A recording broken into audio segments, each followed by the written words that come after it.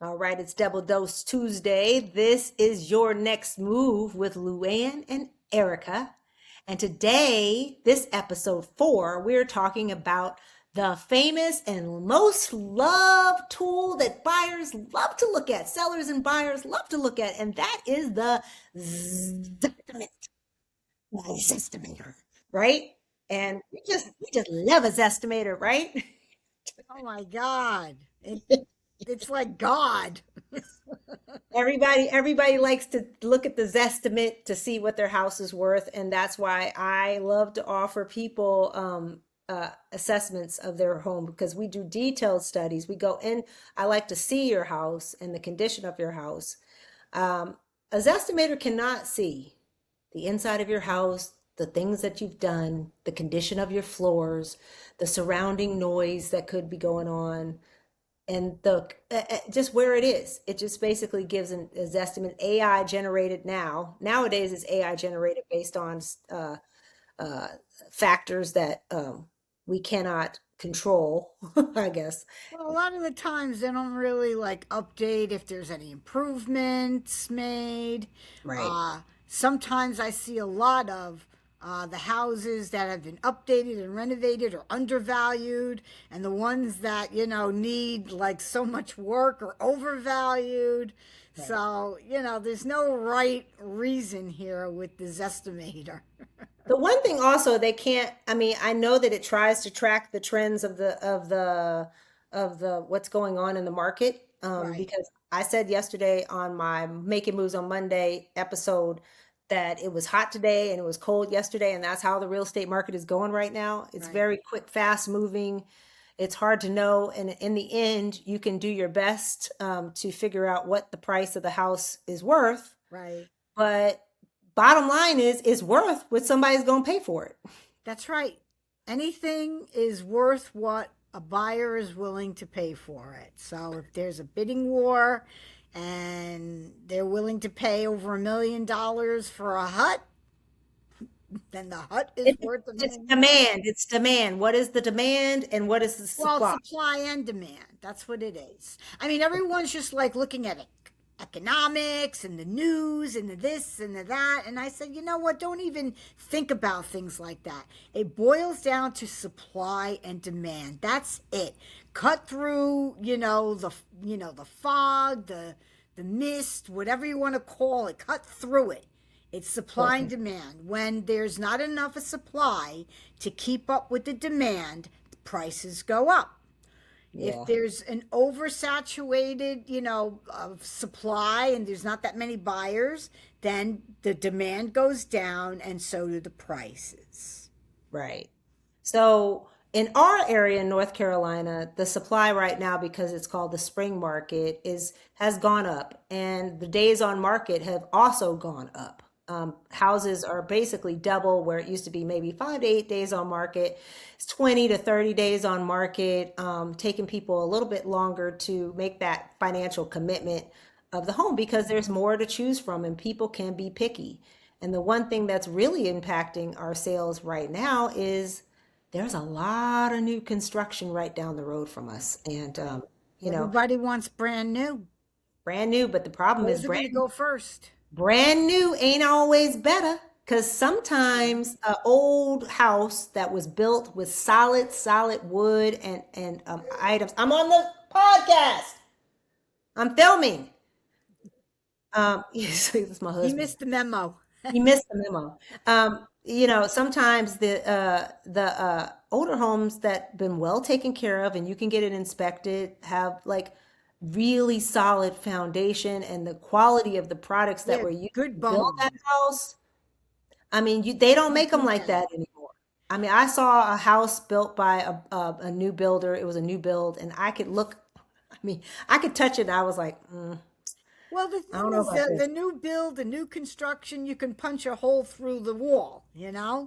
Whereas if you went to an older house with good bones, solid, it's never going to go away no matter what kind of a storm comes by. And That's a you can better renovate build. You can renovate that and make it good as new, put the new stuff Yeah, in there, but the bones of it, I mean, some of the, well, you remember me, I had a 1920s colonial in Glen Ridge, New Jersey that right. we renovated, and it had that stucco on it.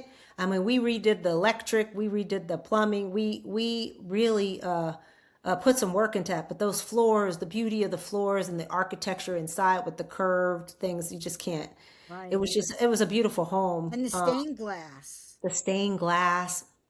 It was so pretty. Yeah. So there's certain things, new homes. I have seen some really good new home, a little bit higher end. On the higher Yeah. end, there are good builders, and then there are bad builders. But anyway, I don't want to get away from the Zestimate. The Right. Zestimate. Yes. My listing client made a thing. Oh, I'm glad you came above the Zestimate. I mean, Well, that's how I they bank on it. It's like it's not that serious. I It's was like, not I think real. it's worth above this estimate, but in the end, some people said it was like, price too high or whatever. Everybody's got an opinion, right? Right. And when your home is on a market over 20 days, people start to worry. But in this market, things are just going to sit a little longer because there's just a lot more to choose from. And we're not like back in the day, was it the COVID days when Right. houses were going really, really quickly? So, I wasn't a realtor then. I wish I was. That was some good days for you. But you said it was hard back then because It there was wasn't. it was it was really hard Yeah, because there still wasn't enough of supply to keep up with the demand, and there was too much of a demand. So right, every house that we were, going to see, they put offers on the house, and there was a bidding war after bidding war after a bidding war. And then finally, these buyers just get fed up and say, maybe it's not meant to be that we're meant to get a house, and then they drop out. right.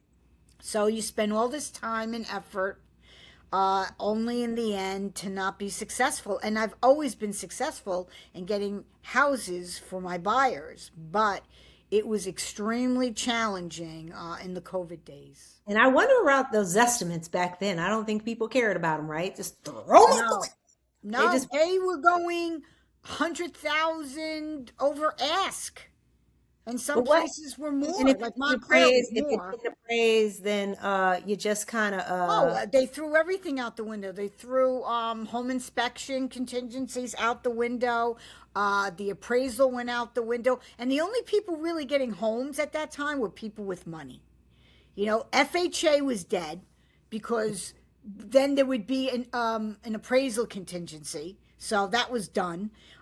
We They used to stockpile. They would put the cash offers on one pile. They put the 20% down conventional, 10% down on another pile, and FHA on another pile. And FHA would just sit all the way to the left in the corner, and then they would be looking at the cash buyers and to see what the terms were. If you were waiving home inspection, if you were waiving appraisal, if you were doing everything, even if you got the certificate of occupancy, anything, just to get yourself that upper hand on getting that property.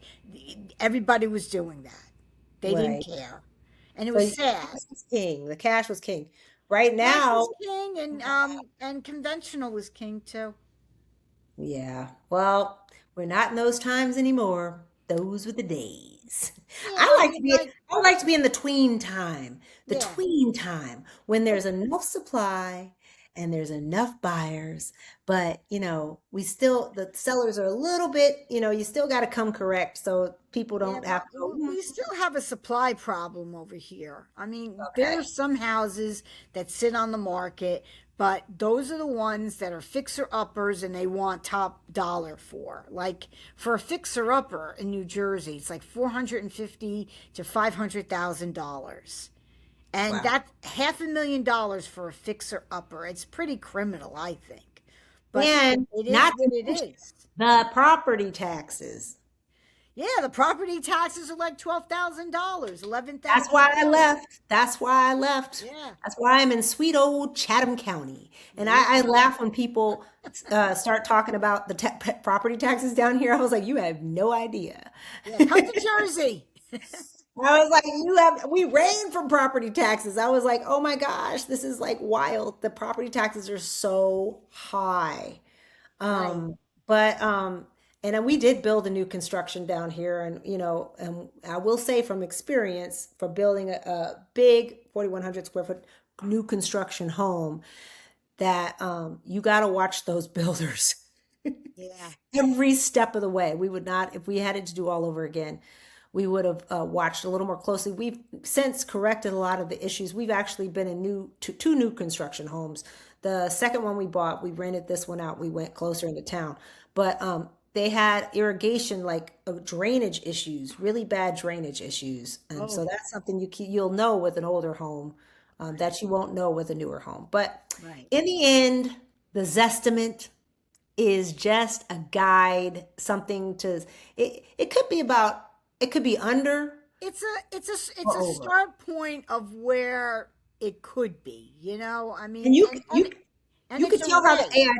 AI tools are different, right? The Zestimates. Because there's a Zestimate, and then if you go to Realtor, is it realtor.com, that also gives you a value of your home? Um, Or I yeah, don't it's know. realtor.com. Real, Realtor.com will also give you a value, and the values are way off.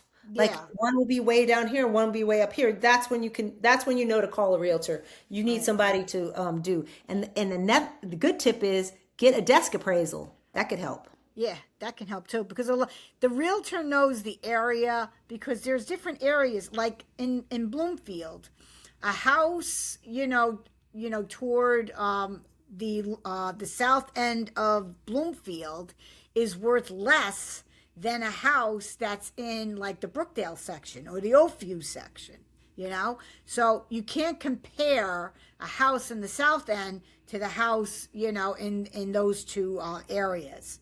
It's apples and oranges. So a local realtor is going to know that. They're going to Uh, know the area. And, right, uh, you know, Zillow doesn't have those factors, where they say, oh, this is the Oakview section. Oh, this is the right. Brookdale section.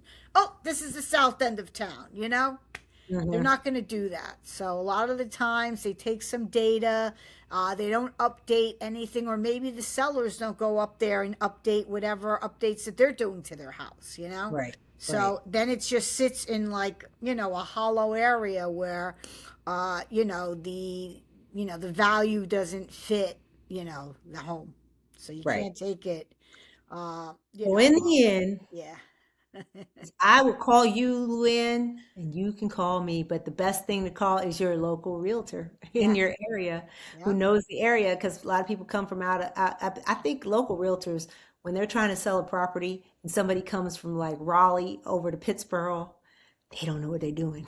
It's Yeah. like they're like, I can't tell you how "Woo-hoo." many like appraisals we had like in Montclair, and like my client's house is in like sandwiched in between like the estate central, and they're not valuing it where it should be. They're valuing it as if it's the other end of town. Right, Meanwhile, they're sandwiched between estates, so that right. adds the Well, value. And well, so those that's what those happened to us. appraisers need to know the area. It's important Right. that they The- know the the area of town. And like I used to live right on the edge of East Oakland, and and I was in Glenridge, but I was on the East Oakland side. Yeah, So still got the value. Still it still got the value. We still made got the double value. our Hit money the on that. location, location. That little flip, that location. We were still in Glenridge School District, and we paid for it too, because that was some high taxes. I know it was. Anyway, we're signing out from, and I hope people will recognize that we're on a podcast right now and don't make a lot of noise while we're finishing up. Ooh. Happy Hint, Mother's Day to hint, you hint. all. Happy Mother's Day. Yeah, Today is happy Cinco de Mother's Day to all Mayo. the We mothers discussed, out there. We wish you all well, and yes. hopefully you'll be spoiled by your family and your children. And one little tip on a Tuesday. I just added my daughter to a credit card that I'm getting just to give her to up her credit score. Right. I after she's not gonna get the card. Don't get excited. She's an authorized user on a card, which can up their credit score. So that's another tip for you. If you want your kids to own real estate one day, that's a little tip to get there. I need her to get her credit score up a little bit, so I just add her as an authorized user on your card. Um, do not give them the card. They have their own cards. They can pay off, and that's it. All right, you guys signing out. Like, subscribe, and share. This is a great show. If you like it, share it with your friends, your family, and we look forward to seeing you next week on Your Your Next Move next move. with Luann and Erica. Have a good one. Take care.